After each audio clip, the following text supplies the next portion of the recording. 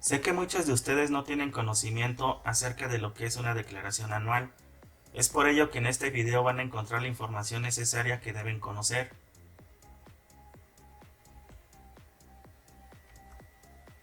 En este video voy a abordar los puntos más relevantes de la declaración anual.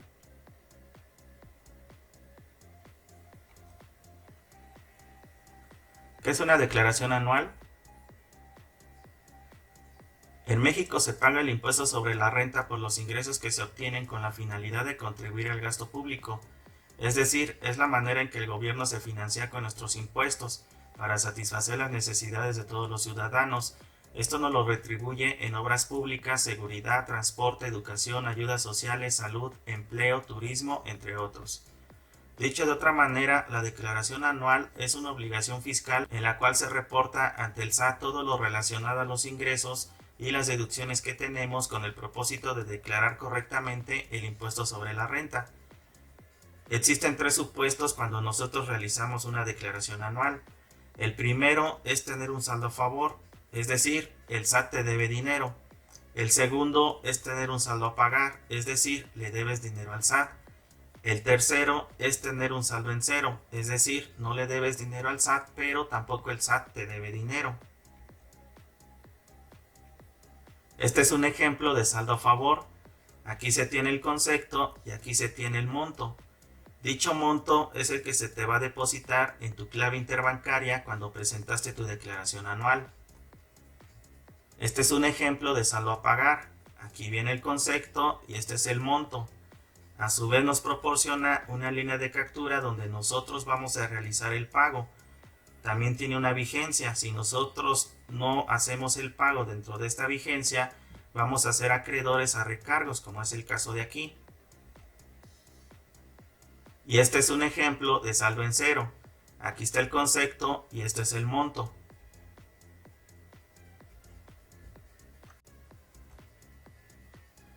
¿Qué se necesita para ingresar a la página del SAT? ¿Qué es el Registro Federal de Contribuyentes? El RFC es aquel que se otorga en el momento que el contribuyente se da de alta ante el SAT. Este está conformado de la siguiente manera: apellido paterno, China; apellido materno, Chicotencal; nombres, Tonatiu; fecha de nacimiento, el 1 de enero de 1999. Siguiendo la estructura del RFC, nos establece que el primer dígito será la letra inicial del apellido paterno, es decir, X. El segundo dígito será la vocal inicial del apellido paterno, es decir, la E.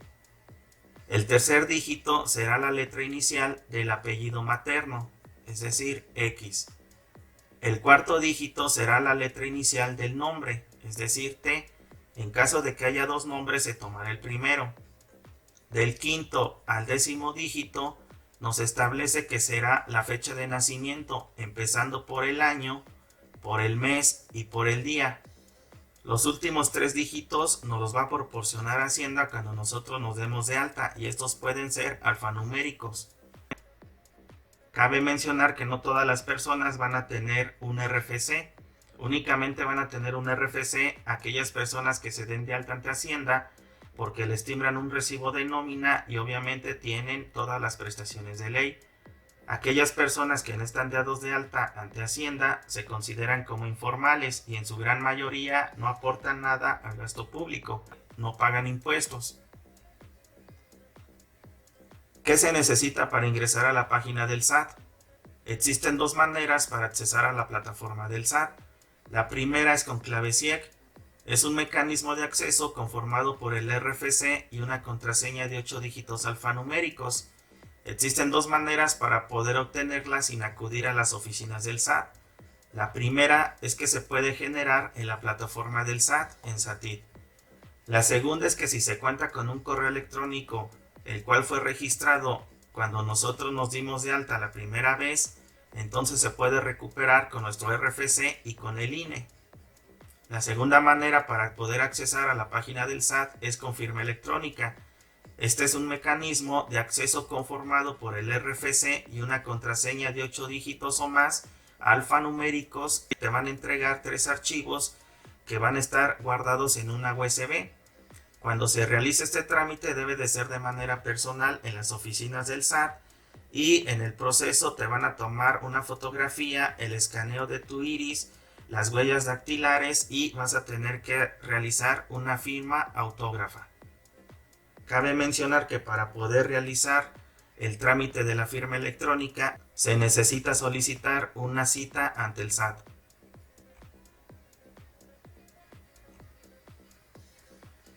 Este es el programa de SATIT. Se da iniciar trámite. Posteriormente se llenan los datos, el RFC, un correo electrónico y el celular. Se va a grabar un video con una frase y se tiene que subir la INE escaneada o en fotografía por ambos lados. Se va a realizar la firma de la solicitud y posteriormente nos va a llegar un correo el cual nos va a indicar que de 3 a 5 días hábiles nos va a llegar un enlace para que nosotros podamos generar lo que es la contraseña. Una vez teniendo la contraseña, nosotros vamos a accesar con el RFC, con dicha contraseña, vamos a capturar el captcha, le vamos a dar enviar y de esta manera vamos a accesar a la página del SAT. Si nosotros queremos registrar una cita para poder tener la firma electrónica, vamos a dar clic donde dice contribuyente que cuente con RFC. Vamos a llenar los datos, los cuales son el RFC, el CUR, un correo electrónico, vamos a confirmar el correo, vamos a llenar el captcha. Posteriormente vamos a identificar el trámite que nosotros queremos, en este caso es la firma electrónica de personas físicas, el lugar en donde vamos a ir y la dependencia que nos quede más cercana a nuestro domicilio o en este caso en nuestro empleo. Vamos a escoger el día y el horario en el cual nos acomode a nosotros y para esto vamos a tener 5 minutos para realizar este trámite. Una vez que nosotros vayamos de manera personal al SAT, nos van a entregar en la USB 3 archivos, los cuales van a contener un certificado, una clave privada y un requerimiento. Asimismo, nosotros debemos anotar correctamente la contraseña que en este caso establecemos. Ya que tengamos la firma electrónica, nosotros vamos a redireccionar en donde se encuentra guardado el certificado, la clave privada. Vamos a ingresar la contraseña, posteriormente le damos enviar y de esta manera vamos a accesar a la página del SAT. ¿Para qué nos sirve la FIEL? La FIEL tiene una vigencia de 4 años. Una vez que está a punto de caducarse, se puede realizar el trámite por internet e inclusive si la firma ya caducó, pero el periodo no ha rebasado un año, se puede realizar el trámite de manera electrónica por internet. Sirve para 3 cosas. Primero, para ingresar al Seguro Social, es decir, aquellos contribuyentes que tengan empleados que sean patrones pueden acceder a la página del Seguro Social. Segundo, tramitar la cédula profesional. Todos aquellos profesionistas que en este caso terminen una licenciatura o un posgrado, para poder obtener la cédula profesional nos piden lo que es la firma electrónica.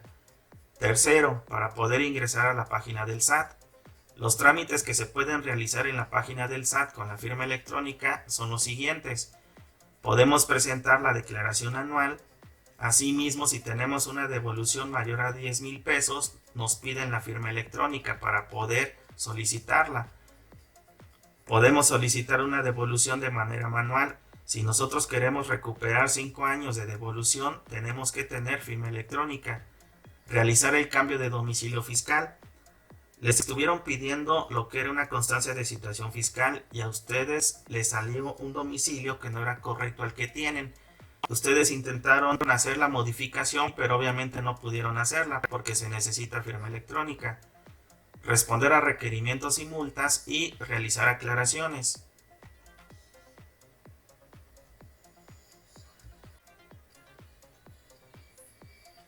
¿Cuáles son las fechas para declarar? ¿Qué es una devolución automática y qué es una devolución manual? Existen 2 tipos de devoluciones. La primera, una devolución automática. Esta consiste en revisar todos los ingresos y las deducciones que están precargadas en la página del SAT. Ya hay una información precargada, pero no quiere decir que sea correcta. Para ello tenemos que revisarla. Si nosotros la revisamos y posteriormente vemos que es correcta, entonces debemos ingresar la clave interbancaria de 18 dígitos, obviamente que está en nuestro nombre, y de esta manera poder solicitar la devolución. Segundo, una devolución manual. Esta consiste en descargar todos los ingresos y las deducciones del ejercicio que corresponda para posteriormente enviar la documentación utilizando nuestra firma electrónica vigente. Es decir, cuando se vence el plazo para poder solicitar una devolución automática, nosotros podemos solicitar una devolución de manera manual, pero debemos enviar el acuse de la declaración anual, comprobantes de recibos de nómina, comprobantes de deducciones personales, un cálculo en Excel de los ingresos, las deducciones y el impuesto sobre la renta, así como una carátula del estado de cuenta que esté a nuestro nombre. ¿Cuáles son las fechas para declarar? Primero, para solicitar un saldo a favor se puede presentar de la siguiente manera. Las fechas límites para presentar una declaración anual de manera automática son las siguientes. Del 1 al 30 de abril, al presentarse dentro de este mes, el monto es depositado en aproximadamente 3 días hábiles. La mayoría de contadores e inclusive el SAT establece la fecha hasta el 30 de abril para presentar la declaración anual, pero eso es incorrecto. Existen también otras fechas. Del 1 de mayo al 31 de mayo, al presentarse dentro de este mes, el monto es depositado aproximadamente en 5 días hábiles. Del 1 de junio al 30 de junio, al presentarse dentro de este mes, el monto es depositado en aproximadamente 10 días hábiles. Del 1 de julio al 31 de julio, al presentarse dentro de este mes, el monto es depositado en aproximadamente 15 días hábiles. Es decir, que nosotros tenemos prácticamente del 1 de abril al 31 de julio para poder solicitar un saldo a favor y que la declaración anual sea de manera automática. Las fechas límites para presentar la declaración anual de manera manual son las siguientes. Del 1 de agosto al 31 de marzo, al presentarse dentro de estos meses, el monto es depositado en aproximadamente de 20 días hábiles a 40 días hábiles. Dicho de otra manera, una vez que se venció el plazo para poder presentar una declaración anual de manera automática, nosotros tenemos del 1 de agosto al 31 de marzo del siguiente año para poder solicitarla, pero ya debería de ser de manera manual. Segundo, ¿cuáles son las fechas para declarar en caso de tener un saldo a pagar? Se puede presentar de la siguiente manera. Del 1 de abril al 30 de abril, al presentarse dentro de este mes, no genera recargos y se puede pagar en parcialidades. Es por ello que la mayoría de contadores e inclusive el SAT hace mención de que se presente dicha declaración a más tardar el 30 de abril, pero también existen otras fechas. Del 1 de mayo al 31 de marzo del siguiente año, al presentarse dentro de estos meses, se van a generar recargos y se pueden también pagar en parcialidades. Es decir, una vez que se haya vencido el plazo del 1 al 30 de abril para presentar la declaración, nosotros podemos hacerla del 1 de mayo al 31 de marzo del siguiente año. La única diferencia es que se nos van a generar recargos.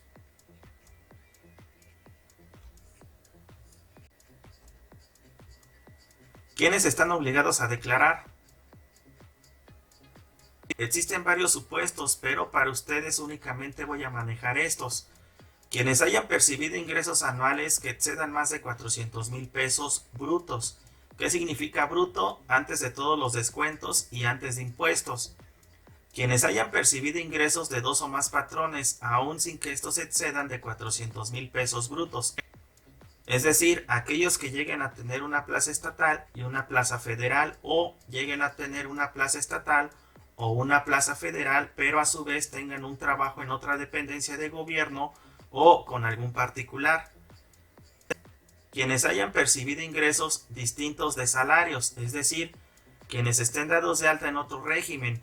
Estos pueden ser honorarios o servicios profesionales, actividad empresarial, plataformas digitales o arrendamiento. Es decir, que si ustedes tienen el régimen de salarios y cualquiera de estos estarían obligados a declarar. Quienes hayan percibido ingresos por liquidación, indemnización, jubilación o pensión. En su caso, cuando ustedes se lleguen a jubilar o pensionar, aparte de presentar la declaración patrimonial de conclusión, también tienen que presentar la declaración anual. Quienes hayan percibido ingresos de una fuente de riqueza que venga del extranjero.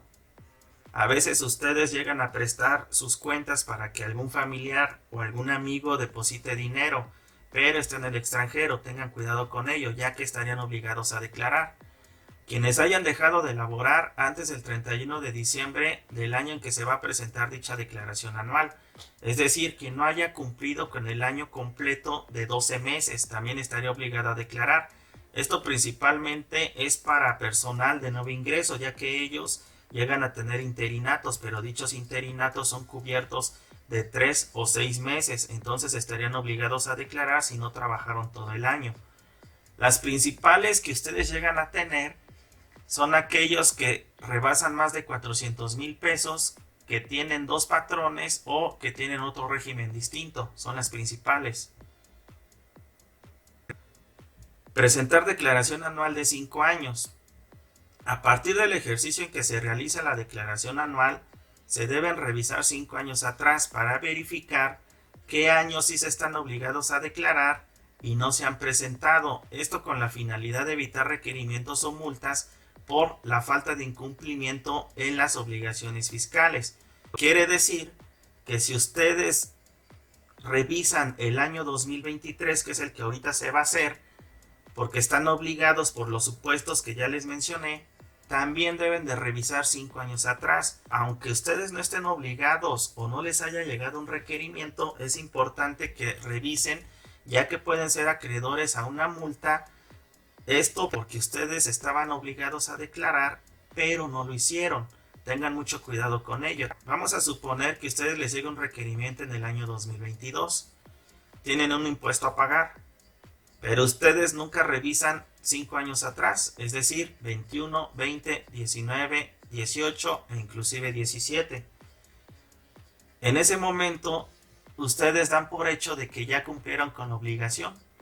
Cuando ustedes descargan algo que se llama opinión de cumplimiento, en ese documento van a aparecer los años que ustedes no han presentado declaración.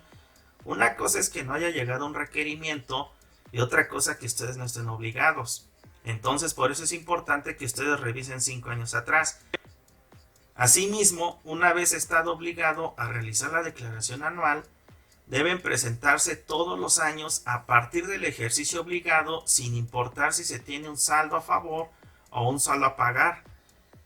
Dicho de otra manera, si ustedes en el 2018 estuvieron obligados a declarar y les sale un saldo a pagar, la tienen que presentar. En 2019 siguen estando obligados a declarar y les sale a pagar, ustedes no pueden dejar de presentarla, tienen que hacerle todos los años. En 2020, si ustedes tienen a favor, pues obviamente la van a solicitar. 2021 y 2022 sale un saldo a pagar, que también hay que presentarla. ¿Qué pasa si ustedes en el 2018 estaban obligados a declarar 2019 y 2020, pero en el 2021 ya no aparecen con esa obligación de las que acabo de mencionar? Dejarían de declarar, pero no se puede dejar de declarar nada más así como así. Se tiene que presentar un escrito. Para eso se necesita enviar en un apartado distinto una aclaración ante Hacienda para avisarle que ya no son ustedes obligados a declarar y que de esta manera sería la última que presentarían. Para 2022 ya no estarían obligados a declarar. Pero ¿qué pasa si ustedes no meten ese escrito? Aunque ustedes ya no estén obligados a declarar, en 2021 dejarían de presentarla, pero después les va a llegar un requerimiento. Y obviamente el siguiente año también les llegará un requerimiento. Ahorita en 2024, si ustedes se acaban de enterar que están obligados a declarar y van a presentar la declaración del año 2023, no solamente deben de presentar esa. Hay que revisar 5 años atrás si ustedes no están obligados a declarar también. Es decir, deberán de presentar o revisar 2022, 21, 20, 19 y 18. Cuando a mí me llegan a contactar y me dicen que les revise la información, lo primero que hago es revisar 5 años atrás. Así como yo les reviso 5 años atrás de saldo a favor si es que llegan a tener una devolución, también hay que presentar las declaraciones cuando ustedes están obligados en este caso, porque si no los pueden multar. Ya sé que algunos maestros no los han requerido y posiblemente no los requieran. Esos maestros siempre se niegan a presentar las declaraciones, inclusive les dicen a todos ustedes que no lo hagan. Este tipo de maestros que llevan más o menos 30 a 35 años en el sistema están a punto de jubilarse. ¿Por qué nunca los han requerido?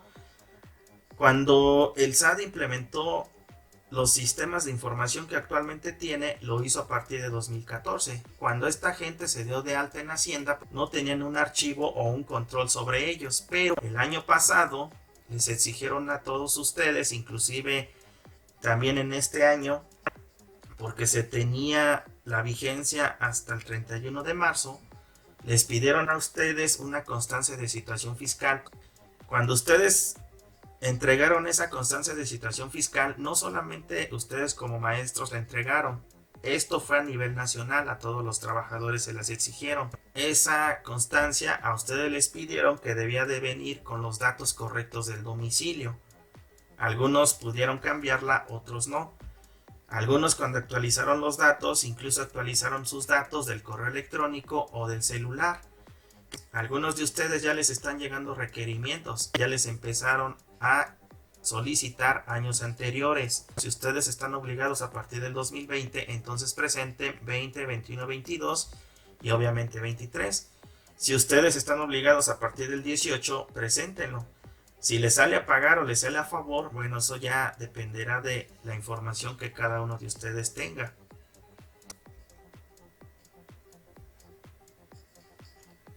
¿Se puede declarar si no se está obligado? Quienes no estén obligados a presentar una declaración anual pueden optar por presentarla en caso de que cuenten con deducciones personales, debido a que estas pueden generar un saldo a favor.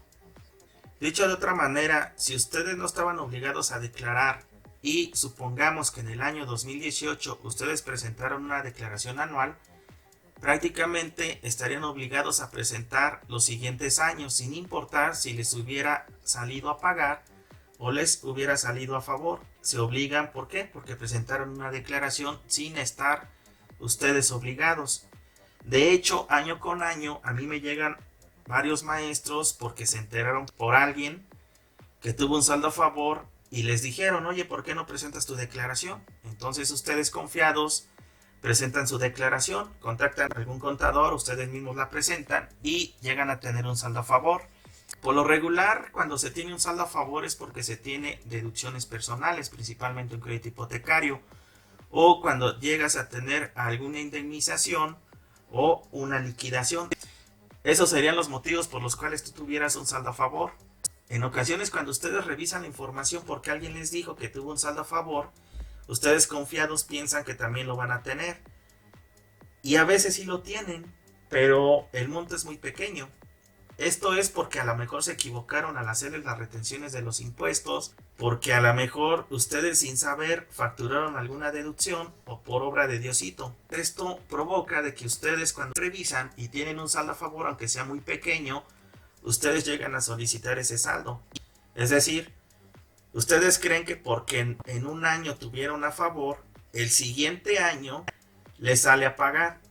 Y ustedes piensan que Hacienda les está cobrando lo que años anteriores les dio. ¿Cómo pretendes que tú tengas un saldo a favor cuando no tienes deducciones personales, no te indemnizaron y no tuviste una liquidación?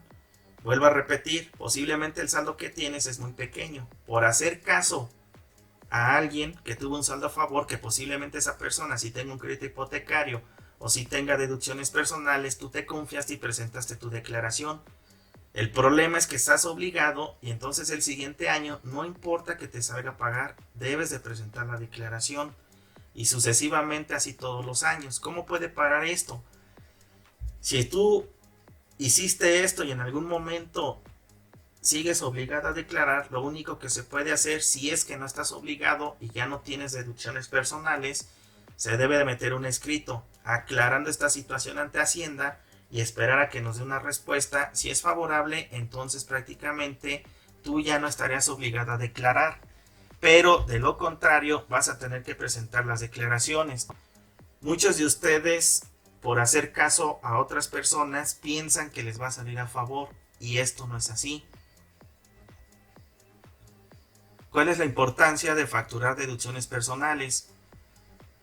En muchas ocasiones a mí me llegan a preguntar ¿cómo puedo hacer para que yo tenga un saldo a favor? Simplemente facturen deducciones personales.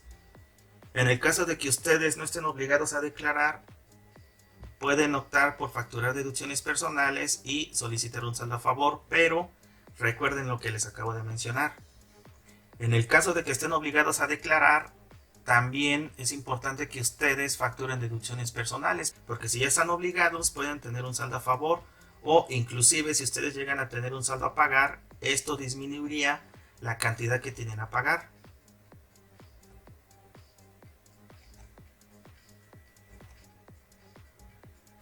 ¿Qué gastos se pueden deducir en la declaración? Las deducciones personales sirven para disminuir el ingreso y a su vez el impuesto sobre la renta que pudiera resultar a pagar. Por tanto, el monto total de las deducciones no debe ser superior a 5 UMAS elevadas al año, es decir, 189,222 pesos, o en su defecto el 15% del total de los ingresos, incluidos los exentos. ¿Qué quiere decir esto? Que nosotros tenemos el beneficio de facturar deducciones personales para ser deducibles y de esta manera disminuir el ingreso y tener un saldo a pagar menor o en su defecto tener un saldo a favor. El problema es que Hacienda, su principal función no es dar impuestos, es recaudar. Por ello también nos pone un límite, porque si no, muchos contribuyentes optarían por estar facturando demasiados gastos. Obviamente esto no le conviene a Hacienda. De hecho, por eso en el mes de abril en muchas ocasiones escuchamos por diferentes medios que presentes tu declaración anual, pero ellos nunca te van a decir que tú puedes facturar. Entonces ellos te establecen un tope que es de 189,000. Si tú llegas a facturar más de 189,000, pues ya no puede aplicar, o el 15% de tus ingresos, desgraciadamente, ya no sería deducible. ¿Cuáles son esos gastos? Gastos médicos, gastos dentales, gastos nutricionales, gastos psicológicos, gastos oftalmológicos u optometristas, gastos funerarios, primas de gastos médicos mayores, donativos, colegiaturas de instituciones privadas y transporte escolar, aportaciones complementarias a planes de retiro o subcuenta de aportaciones voluntarias, intereses reales efectivamente pagados por créditos hipotecarios de casa habitación. Como asalariado, esto que ven aquí es únicamente lo que va a ser deducible para ustedes. Así lo establece la ley. Si ustedes quisieran, en este caso la gasolina, el auto, la despensa o cualquier otro gasto a ser deducible, tendrían que darse de alta en otro régimen, pero eso implicaría también, a su vez, que ustedes tuvieran otras obligaciones.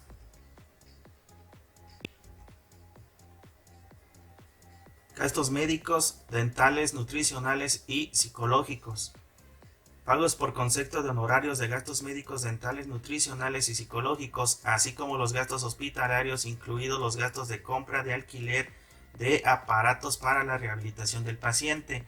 Medicinas que se incluyan por escrito en la receta que expida la institución hospitalaria, consultorio médico, dentista, nutriólogo o psicólogo, así como los honorarios enfermeras, gastos de análisis, estudios clínicos o prótesis. Dicho de otra manera, principalmente ustedes como mujeres, si llegan a hacerse un estudio de la parte del cuerpo, de arriba o de abajo, normalmente lo hacen en una institución privada, entonces pueden pedir una factura. Si en algún momento alguno de ustedes llega a tener una limpieza bucal, se pone brackets o por allí tiene alguna muela picada, también puede ir al dentista y pedir una factura. Si requieren un plan nutricional porque tienen algunos kilos de más, pues también pueden pedir una factura. Si en algún momento ustedes requieren ir a alguna terapia con un psicólogo, pues también pueden pedir una factura. El pago se efectuará para el propio contribuyente, cónyuge, concubino, padres, hijos, abuelos o nietos, sin que éste exceda en el ejercicio a declarar 5 UMAS elevadas al año, es decir, 189,222 o el 15% de los ingresos. ¿Qué quiere decir esto? Que no solamente lo pueden facturar para ustedes, sino que también lo pueden facturar para su pareja, para sus padres, sus abuelos, sus hijos e inclusive sus nietos. El pago se realizará con tarjeta de débito, crédito o servicios y transferencia electrónica. Gastos oftalmológicos u optometristas. Pagos por concepto de lentes ópticos graduados siempre que ayuden a mejorar la miopía, la hipermetropía, el astigmatismo, vista cansada, entre otros. Y se describan las características en el recibo que expida el oftalmólogo u optometrista y no superen los 2.500 pesos por persona. La mayoría de ustedes llegan a utilizar anteojos, entonces si lo hacen, pidan una factura. El pago se efectuará para el propio contribuyente, cónyuge, concubino, padres, hijos, abuelos o nietos, sin que éste exceda en el ejercicio a declarar 5 UMAS elevadas al año, es decir, 189.222 pesos o el 15% de los ingresos. El pago se realizará con tarjeta de débito, crédito o servicios y transferencia electrónica. Gastos funerarios. Pagos por concepto de gastos funerarios. Incluye lo relacionado con transportación dentro de la ciudad, otro estado o el extranjero, la velación, inhumación o cremación, así como el ataúd, la adquisición de un mausoleo, cripta, urna o compra del espacio en el cementerio. Todo esto lo puedan facturar debido a que también podría ser deducible para su anual. El pago se efectuará para el propio contribuyente, cónyuge, concubino, padres, hijos, abuelos o nietos, sin que éste exceda en el ejercicio a declarar 5 UMAS elevadas al año, es decir, 189.222 o el 15% de los ingresos. El pago se realizará con tarjeta de débito, crédito o servicios y transferencia electrónica, así también como efectivo.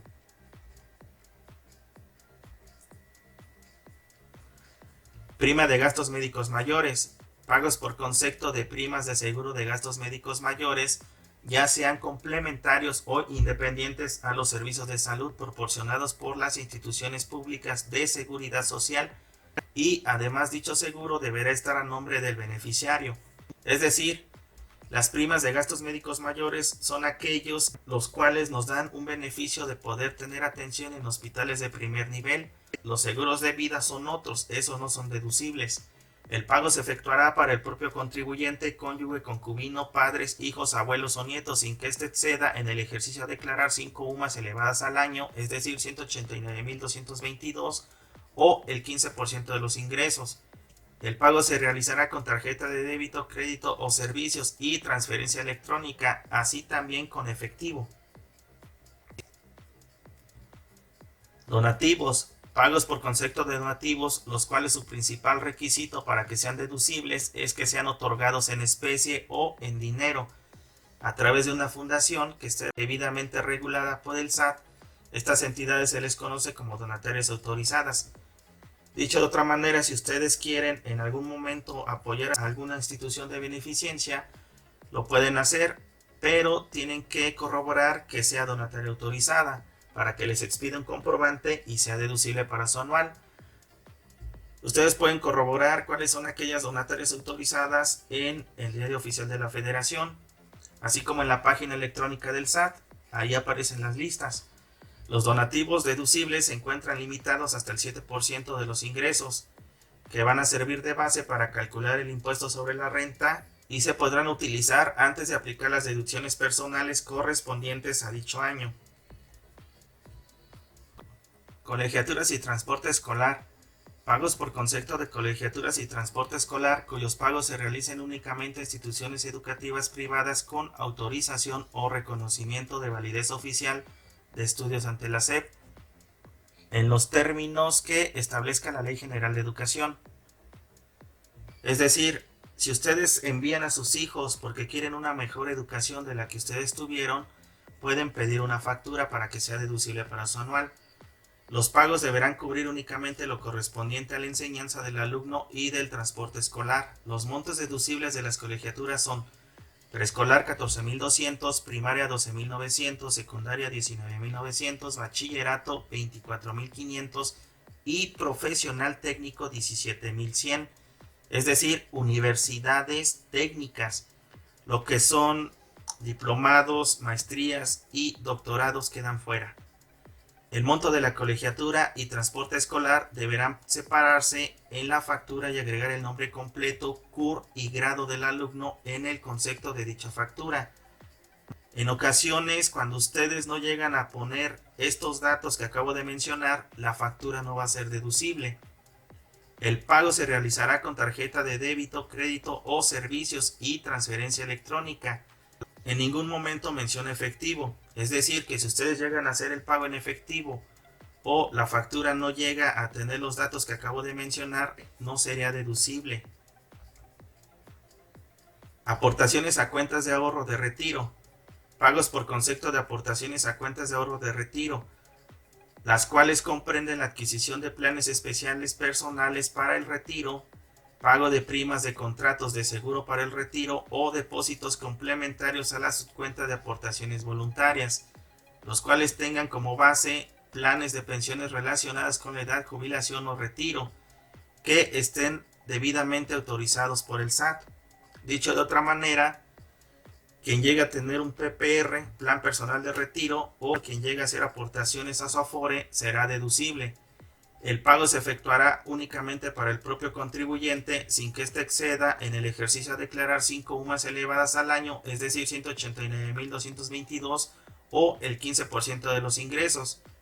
El pago se realizará con tarjeta de débito, crédito o servicios y transferencia electrónica, así también como en efectivo.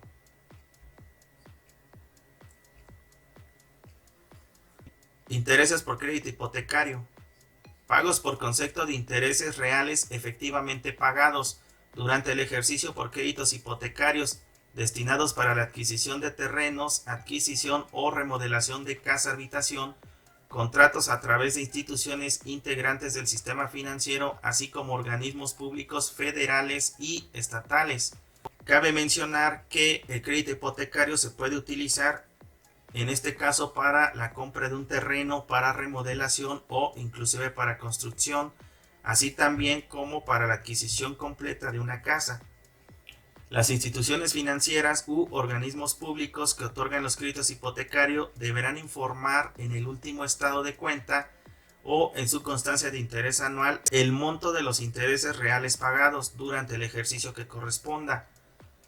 Es decir, ustedes deberán tener una constancia o un estado de cuenta donde mencione todos los intereses reales que ustedes pagaron durante el ejercicio. El pago se realizará con tarjeta de débito, crédito o servicios y transferencia electrónica, así también como en efectivo. El crédito hipotecario es la mayor deducción que va a provocar un saldo a favor. ¿Cuáles son los intereses reales pagados en el ejercicio? Aquí viene. ¿Qué pasa cuando su constancia no está timbrada? Quiere decir que tienen un RFC incorrecto. Es importante que ustedes revisen si no tienen duplicidad de RFC o, en este caso, si no les pusieron correctamente el RFC en la institución donde ustedes sacaron el crédito hipotecario. Créditos sin intereses debido a la inflación. En los últimos 3 años ha estado sucediendo. Traten de facturar deducciones personales adicionales al crédito hipotecario. De lo contrario, cuando ustedes únicamente esperan tener un saldo a favor debido a que tienen un crédito hipotecario, en ocasiones no lo llegan a tener, y es precisamente porque la inflación supera a los intereses del crédito hipotecario.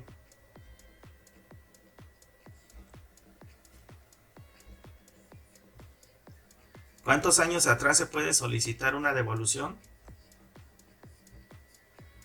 Si se presenta la declaración anual y el SAT la rechaza, por ley se establece un plazo máximo de 5 años para solicitar dicho saldo a favor. Si se cuenta con deducciones personales, por ley se establece un plazo máximo de 5 años atrás para realizar dicha revisión y solicitar el saldo a favor. Para ello se deberá contar con firma electrónica debido a que no se podrá realizar una devolución automática. ¿Qué quiere decir esto?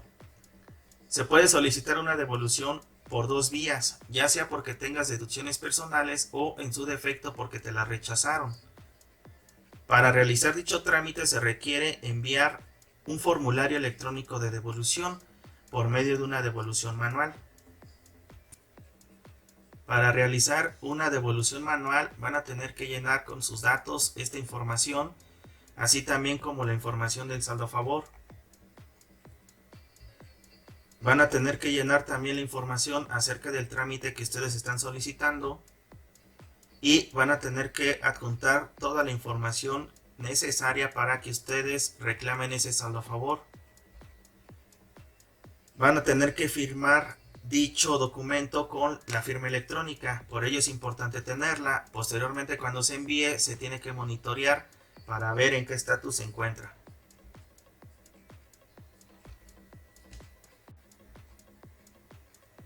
¿Qué hacer si rechazaron mi devolución? El SAT suele encontrar algunas inconsistencias en la presentación de las declaraciones, llegando a rechazar bastantes devoluciones. Algunas de las inconsistencias pueden ser la clave interbancaria.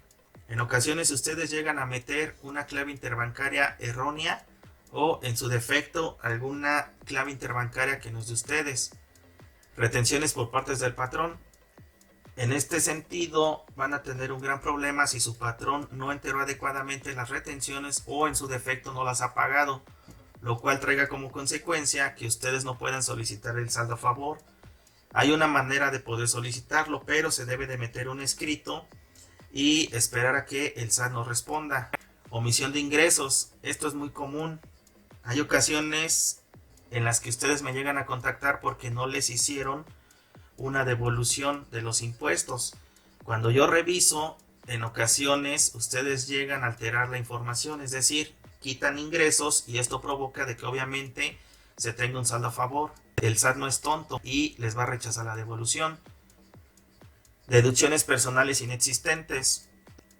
Cuando ustedes no llegan a hacer los pagos y no llegan a tener las facturas, los conceptos que ya mencioné anteriormente, esto va a provocar de que no sean deducibles para su anual, es decir, las deducciones personales no van a existir.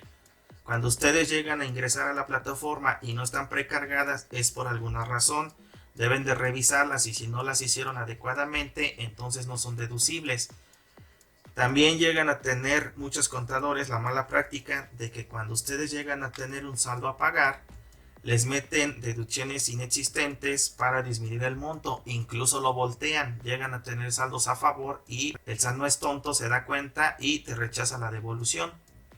Declaraciones presentadas fuera de tiempo. Ya lo había mencionado anteriormente, del 1 de abril al 31 de julio se tiene para poder solicitar una devolución de manera automática. Pasado este tiempo, cuando ustedes llegan a presentar una declaración y la quieren realizar de manera automática, ya no va a ser correcto, por ello es de que se les llega a rechazar. Otra de las cuestiones, recordemos que del 1 al 31 de marzo también se presentan las declaraciones de personas morales, lo cual trae como consecuencia que el SAT no actualice su página. Cuando ustedes entran al simulador, en ocasiones ven información de saldos a favor, pero esos saldos a favor en muchas ocasiones son inexistentes porque todavía no se actualiza la página del SAT, es decir, la información de todos los contribuyentes, personas físicas, no está al 100% subida. Hay muchos desesperados que a las 11:59 están en la computadora del 31 de marzo y a las 12 el 1 de abril inmediatamente presentan la declaración. No saben este tipo de información, lo cual provoca de que estén pregunte y pregunte en diversos grupos si ya depositaron o cómo hacen para revisar la información. Tengan mucho cuidado con eso, no presenten los primeros días las anuales. ¿Por qué? Más cuando se tenga un saldo a favor, porque en muchas ocasiones, vuelvo a repetir, la información no es correcta. De hecho, ahorita este año dieron una prórroga porque fue domingo al día lunes. El día lunes muchos de ustedes accesaron a la plataforma y no pudieron ingresar porque estaba en mantenimiento. Esto quiere decir que como estaba todavía abierta la plataforma para que las empresas o las personas morales enviaran su declaración anual, todavía no se subía la información al 100%. Ya que se actualice la página, después de 1 o 2 días, yo recomiendo que ustedes presenten la declaración para que ya sean las cifras correctas y obviamente no les rechacen la devolución. Para ello tienen que revisar cuál fue el motivo del rechazo y posteriormente realizar una segunda declaración, la cual va a ser complementaria, o en su caso realizar una aclaración. Sin embargo, para quienes no cuenten con firma electrónica, este trámite no va a poder ser y van a tener que agendar una cita en el SAT para poder solicitarla. En muchas ocasiones me ha tocado ver varios de ustedes llegan a mencionar que no necesitan un contador. El problema es cuando ustedes les rechazan la devolución, no saben qué hacer, o en su defecto cuando tienen a pagar. Recordemos que no solamente una declaración anual van a tener siempre un saldo a favor. Este es el fallo de la plataforma del SAT del día lunes, por ello es de que ustedes no pudieron accesar. El saldo a favor inexistente. Cuando ustedes revisen, esto es lo que va a decir. Es necesario revisar el origen de tu saldo a favor, es decir, que no existe. Cuando lleguen a tener la clave interbancaria incorrecta, posteriormente la corrigen y este es el mensaje que les va a arrojar. Inconsistencia en las retenciones del patrón. Este es el mensaje que a ustedes les va a salir. Alguno de tus retenedores presenta inconsistencias en la información de ingresos y retenciones. Deducciones personales inexistentes, lo que les mencionaba. Cuando no aparecen aquí arriba las deducciones, aparecen acá abajo. Dice sin clasificar. Quiere decir que no están correctamente solicitadas o pagadas. Inclusive a veces ni siquiera aparecen aquí, pero las que aparecen ustedes las quieren subir acá, las agregan y obviamente por eso también les rechazan. Cuando la declaración está presentada fuera de tiempo, aquí se los va a mencionar. La fecha de presentación de la declaración del saldo a favor excede la fecha límite del 31 de julio. Entonces no es mentira lo que les estoy diciendo, la declaración sí se puede presentar hasta el 31 de julio. Declaración desistida, ¿qué significa esto? Que ustedes ya presentaron demasiados avisos para solicitar una devolución y Hacienda nunca les va a devolver ese saldo, debido a que lo hicieron mal.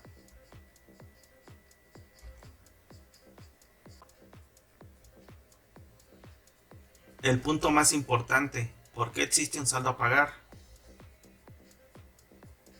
Primero, existe un saldo a pagar debido a que el patrón no realiza adecuadamente el cálculo de las retenciones del impuesto sobre la renta. Por tanto, cuando se empata la información con el SAT, este determina que no fue realizado correctamente el cálculo debido a que el patrón no retuvo adecuadamente el impuesto sobre la renta, es decir, fue menor del que debió ser. Por consiguiente, el SAT solicitará el pago de la diferencia. Desgraciadamente, existe en el área de nómina de la SEP mucho personal que no es contador, lo cual provoca que obviamente pues hagan mal el cálculo de las retenciones. Normalmente un contador sabe hacer nóminas y obviamente no cometería esos errores. En este caso, el personal que no es contador o que siendo contador no tiene ni idea de cómo hacer las cosas, porque también los hay, provoca esto, que realmente se tenga una diferencia porque no están haciendo el cálculo correctamente. Aquí les pongo un ejemplo. Si ustedes ganaran 10,000 pesos, les correspondería un impuesto de 1,424.96. Eso es lo que le determinaría a cada uno de ustedes la SEP. El problema es que cuando tu patrón no te hace adecuadamente el cálculo de las retenciones, pasa lo siguiente. Tú tienes un ingreso acumulable de 468,281, lo cual provoca que tu patrón únicamente te descuente 76,553, es decir, te hizo mal el cálculo de la retención, porque aquí arriba Hacienda te dice que por este monto te debieron haber descontado 88,998. Entonces hay una diferencia y desgraciadamente esa diferencia la tienes que pagar tú.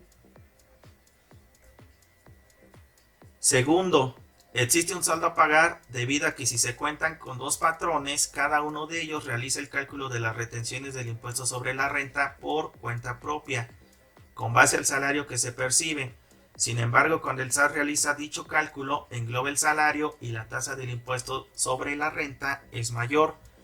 Aquí les pongo este ejemplo. Si cada patrón, supongamos que son dos, te realiza el cálculo de manera individual, vamos a suponer que ganan 200,000 pesos, entonces el patrón les debe de descontar 25,426, el otro patrón también, pero el problema es de que cuando ustedes presentan la declaración anual, ahorita en el mes de abril, en vez de ser 200 y 200, Hacienda no le interesa si es dos patrones o más, engloba el salario, Si antes te tocaba una tasa del 21%, desgraciadamente ya no se está haciendo un cálculo sobre 200 y 200, sino sobre 400, lo cual provoca de que la tasa sea del 24% y obviamente va a haber una diferencia, porque según el SAT te determina que deben de haberte retenido 69,791 pesos, pero a ti solamente te retuvieron 50,852 pesos, lo cual trae una diferencia de 18,939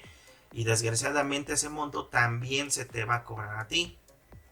Otra de las cuestiones es que también cuando se tiene doble patrón, ustedes tienen una plaza estatal y federal. Yo he detectado que la parte estatal es donde hacen mal la retención y desgraciadamente no les hacen bien el cálculo, lo cual provoca de que cuando se engloba el salario, pues esa diferencia que les hicieron mal en el estado realmente es grande y lo cual provoca que tengan una diferencia. Eso es lo que terminan ustedes pagando. Aquí está el ejemplo. Por eso también es importante cuando ustedes deben una declaración presentarla en tiempo y forma. ¿Por qué? Porque como toda deuda que genera intereses, aquí se generan recargos. Es decir, si tú debías 23,000 pesos y caíste en el supuesto de que tú estabas obligado nada más a presentar una declaración, pero no revisaste 5 años atrás, entonces aquí te están cobrando recargos. La deuda se fue al doble y esto lo vas a tener que pagar. Tercero, existe un saldo a pagar debido a que el patrón suele equivocarse en el cálculo de la nómina. Por consiguiente, suele timbrar nuevamente otros recibos de nómina, pero olvida realizar la cancelación de los recibos erróneos, provocando una duplicidad de ingresos. Vuelvo a repetir, la gente que trabaja dentro del área de nómina de la SEP en ocasiones no saben hacer las cosas. Cuando ellos se llegan a equivocar, desgraciadamente no cancelan los recibos de nómina. Cuando yo ingreso y reviso, me encuentro con esto. Normalmente, quien llega a tener doble patrón, al mes debe de tener cerca de 4 recibos de nómina, es decir, 2 por quincena. Pero cuando yo entro y encuentro más recibos, entonces quiere decir que hay una duplicidad. ¿Por qué? Porque no los cancelaron o en ocasiones cancelan recibos de años anteriores y los timbran en este año, lo cual provoca que obviamente haya una duplicidad de ingresos. Eso es muy común que pase.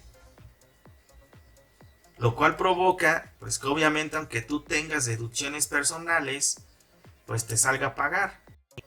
Cuarto, existe un saldo a pagar debido a que otra denominación social realiza timbrados de nómina a ti como empleado, pero tú no perteneces allí, lo cual provoca que otras personas lo cobren. Esto es muy común que está pasando año con año.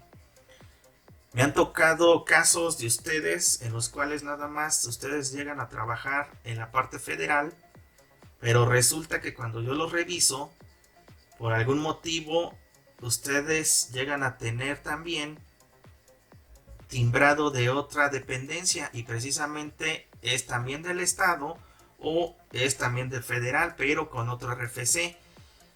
Tengan cuidado también a quién le proporcionan sus datos, porque normalmente hay contadores que hacen mal uso de ellos y esto es lo que se provoca, que ellos utilicen su información para timbrarles recibos.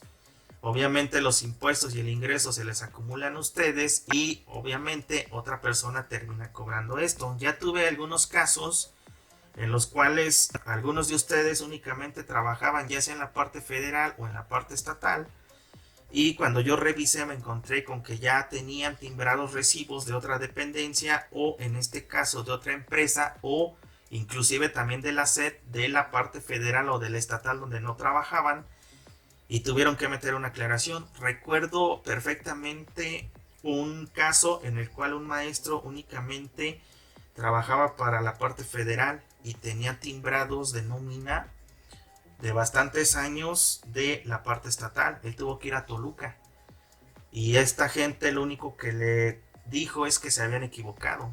Entonces, ¿cómo es posible que esta gente haya timbrado recibos cuando esta persona o este maestro no trabaja en la parte estatal? Él únicamente trabaja en la federal. ¿Cómo obtuvieron sus datos? No lo sé, pero obviamente ellos estaban cobrando esta nómina. Esto es algo muy común que pasa. y pues esto provoca obviamente un saldo a pagar que se les va a cobrar a ustedes. Quinto, existe un saldo a pagar debido a que el ingreso precargado en la página del SAT es erróneo, ya que no coincide jamás con el visor de nómina, obviamente tampoco con la declaración patrimonial y lo pagado en el ejercicio. Aquí hay un ejemplo. Esto es un visor de nómina. Si ustedes cuando ingresan aquí para hacer su declaración patrimonial se dan cuenta que esto nunca les va a cuadrar con lo que ustedes tienen. Aún así, cuando ustedes se ponen a sumar recibo por recibo, entonces desde aquí ya está mala información. Esto es muy común, empezó a partir de 2018. El SAT a propósito empezó a duplicar los salarios y esto trajo como consecuencia pues que haya saldos a pagar. Esto es un ejemplo de un maestro que yo revisé, que obviamente tenía un impuesto tan elevado y que la problemática venía precisamente de esto. Acérquense con un contador, asesórense adecuadamente y no lo dejen allí porque al final Hacienda se los va a exigir que lo presenten y obviamente si ustedes no tienen cuidado al contratar a un buen contador van a terminar prácticamente pagando ese monto. ¿Qué se puede hacer si se tiene un saldo a pagar?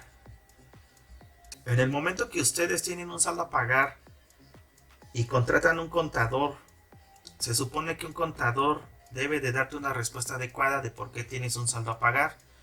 Desgraciadamente, ahorita en el mes de abril a muchos contadores les interesa únicamente el saldo a favor. ¿Por qué?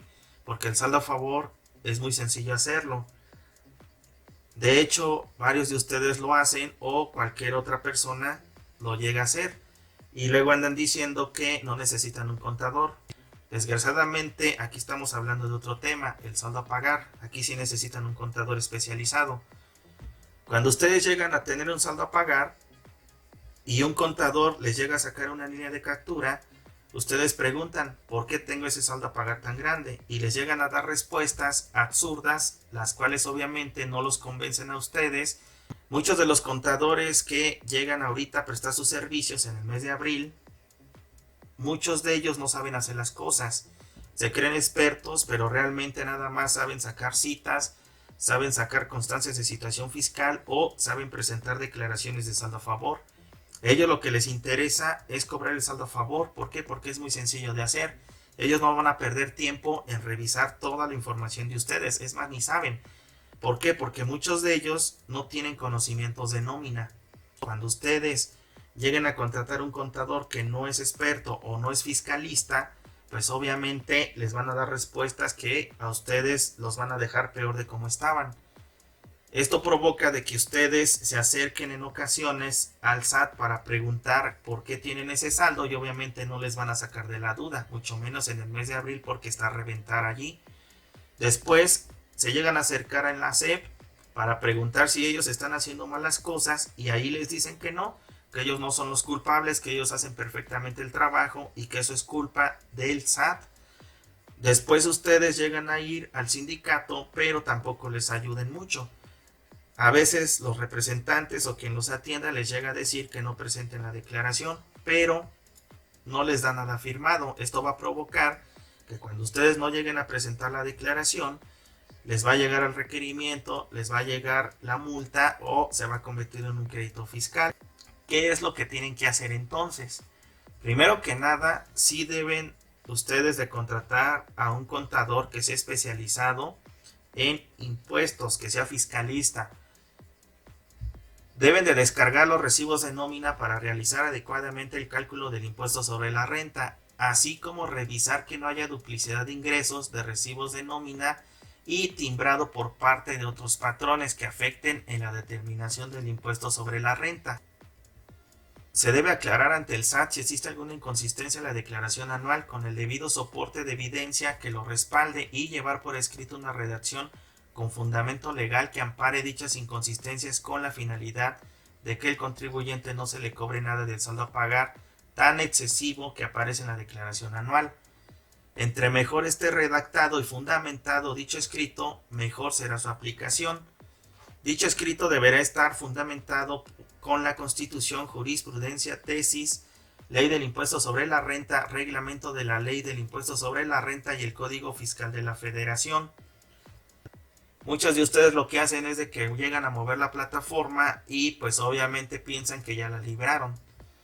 Cuando les llegan a requerir porque ustedes hicieron mal uso de la información o en su defecto no sabían qué estaban haciendo porque le pagaron un contador que supuestamente les hizo adecuadamente las cosas y les metió facturas inexistentes o les metió cosas que no debieron o movió la plataforma de una manera indebida, les van a requerir ustedes. Para cuando ustedes lleguen a contactar al contador, resulta que el contador ya los bloqueó, ya no está en redes sociales o simplemente ya no les quiere trabajar.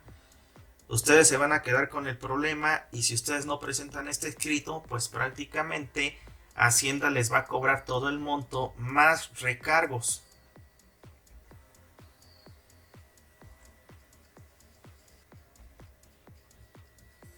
¿Qué sucede si no se presenta declaración anual? Quienes cuentan con dos homoclaves de RFC y no lo saben debido a que no presentan su declaración anual o no acuden directamente al SAT, pueden tener algún problema en trámites como créditos, pensión o jubilación, entre otros. Dicho de otra manera, muchos de ustedes lo que llegan a hacer es que no presentan las declaraciones porque no quieren, aún estando obligados. Si ustedes se niegan a realizar la declaración, inclusive también ustedes se están perdiendo de saber que tienen dos homoclaves. Esto pasa constantemente. Muchos de los maestros que se dieron de alta hace 30 o 35 años les dieron un homoclave. Posteriormente, cuando Hacienda se dio cuenta que esa homoclave era incorrecta, les mandó a llamar, no solamente a ustedes como maestros, sino a muchos trabajadores de toda la República. Pero muchos no se enteraron, no fueron o simplemente no les interesó. El problema es que siguen teniendo dos homoclaves. Quienes realizaron su declaración anual y tuvieron un saldo a pagar, pero dicho monto no lo liquidaron, pueden tener problemas para adquirir créditos debido a que el SAT está enviando a buró de crédito a quienes no han liquidado el total o la parcialidad del monto adeudado. ¿Qué quiere decir esto? Cuando ustedes sacan una línea de captura a 6 parcialidades y solamente cubren una o dos, restan 4 o restan 5, por alguna razón ustedes ya no lo pagan. Hacienda los va a mandar a buró de crédito y de esa manera a ustedes cuando quieran sacar en este sentido un préstamo, un financiamiento o un crédito hipotecario se les va a negar porque tienen allí un crédito fiscal, es decir, tienen un adeudo con Hacienda. Quienes estén obligados a declarar y no presenten su declaración anual pueden llegar a ser requeridos e inclusive multados con un monto que asciende desde los 17,370 y hasta los 34,730 pesos. ¿Qué pasa cuando no se presenta una declaración en tiempo y forma? Va a provocar que tengas recargos y obviamente termines pagando más. Cuando tú te niegas a presentar una declaración, esto es lo que va a pasar, te van a notificar primero por correo, te van a indicar cuál es el año que tú debes. Si tú haces caso omiso de eso, posteriormente te va a llegar una notificación por buzón tributario, pero te van a avisar obviamente por el celular o por el correo para que tú revises esto. Si tú no tienes idea de cómo revisarlo, acércate con un contador. Para ello vas a necesitar lo que es la firma electrónica. ¿Por qué? Porque ya vas a tener un requerimiento en tu buzón tributario que vas a tener que abrir. Si tú haces caso omiso, va a llegar una notificación a tu domicilio, es decir, con el cartero. Lo que les comentaba anteriormente, cuando ustedes ahorita entregaron una constancia de situación fiscal, ya tienen los datos correctos. Anteriormente, estas cartas de invitación no llegaban posiblemente porque tú no tenías el domicilio correcto en tu constancia. Ahora que los datos los actualizaron, ya puede llegarte. Cuando tú sacas la opinión de cumplimiento, esta va a aparecer en negativa. ¿Por qué? Porque aquí te va a determinar que tú ya tienes un crédito fiscal. Cuando tú ingresas a la página del SAT, en el apartado de créditos fiscales, te vas a encontrar con esto. Aquí aparece los créditos fiscales de cuándo son y aparece obviamente de qué, de la declaración anual.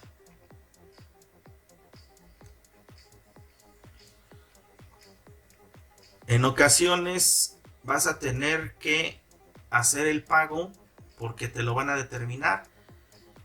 Si llegara una persona de Hacienda en ese momento a tu domicilio, después de que tú omitiste todos los requerimientos, va a llegar con un cálculo, te lo va a entregar y tú vas a tener que ir directamente a Hacienda para poder aclarar eso y en su defecto pagarlo.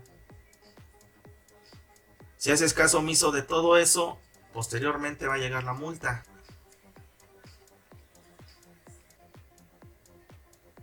Con esto doy por terminada esta explicación acerca de la declaración anual. Espero que este video sea de su agrado y les ayude bastante. Pueden dejar en la parte de abajo sus comentarios. Si alguien requiere una asesoría o algún trámite puede contactarme. Mis datos están al inicio de este video. Asimismo, si alguien requiere que le ayude a presentar su declaración anual con saldo a favor, puedo hacerlo. O si tienen saldo a pagar, puedo revisar su información. Saludos.